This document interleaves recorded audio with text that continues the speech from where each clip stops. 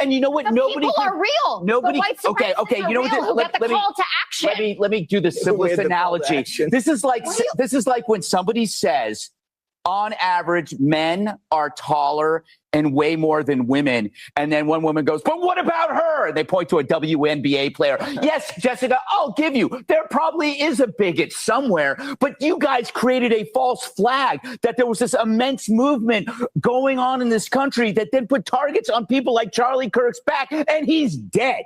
And a lot of other people were either threatened, physically attacked because of a false flag, which painted an entire, basically, millions of people as white supremacists. You guys ran with it. Imagine if Trump had not won and Kamala Harris had won.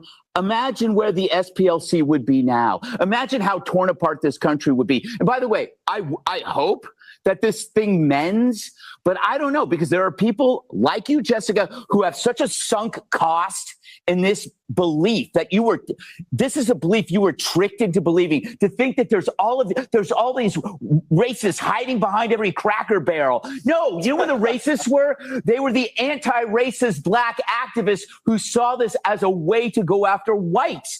This racism that you created was designed to allow for a different kind of racism. And I go back to the contrast.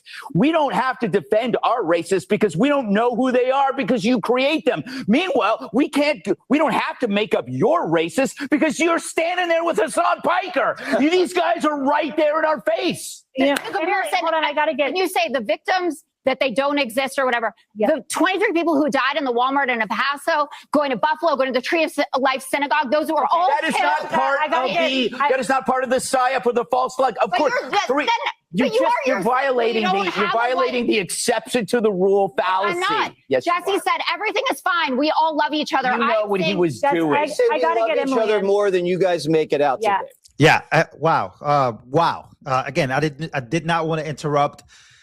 Greg Gutfeld obviously has had enough of this BS when it comes to Jessica Tarlov, and a lot of people have. This is going viral of what she's been saying, what she's defending. And again, when you look at exactly what has happened here, many people don't want to accept the fact, especially a lot of people on the left, as to what was actually found, right? What was actually found in this. And again, I want to go to what the DOJ charged them with in this indictment, the SPLC that she's defending, which happens to be some of her best friends. Let's actually go and run it down. So when we take a look, ladies and gentlemen, what did the SPLC secretly funnel? $3+ million.